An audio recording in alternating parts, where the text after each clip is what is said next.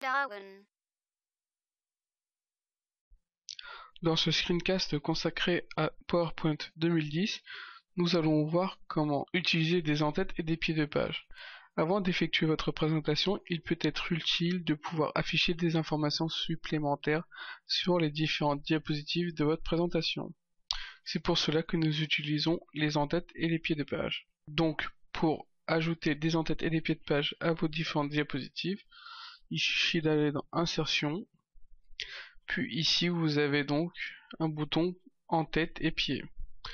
Lorsque vous cliquez dessus, vous avez une fenêtre de paramètres qui s'affiche. Dans ce premier onglet, vous indiquez quelles sont les informations que vous voulez faire apparaître sur votre diapositive. Donc par exemple, ici nous pouvons inclure la date et l'heure. Ici nous avons vu dans notre aperçu que la case en bas à droite est en noir, ce qui nous indique où se trouvera donc l'information que nous voulons ajouter. Ensuite, nous pouvons soit choisir une date fixe, soit une mise à jour automatique.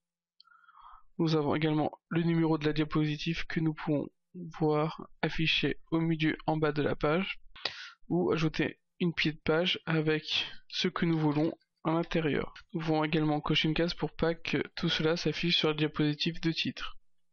Ici nous avons un deuxième onglet qui permet d'afficher les différents en-têtes et pieds de page des différentes diapositives autres que la page. Nous pouvons voir d'ailleurs qu'il y a plus d'encadrement.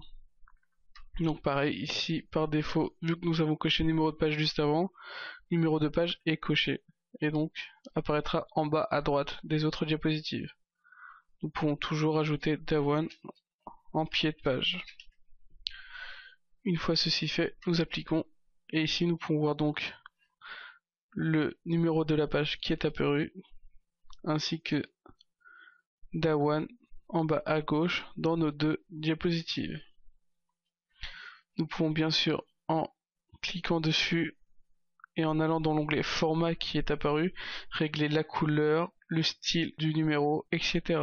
Voilà, vous avez donc vu dans ce screencast consacré à PowerPoint 2010 comment ajouter une en-tête ainsi qu'un pied de page dans vos présentations PowerPoint.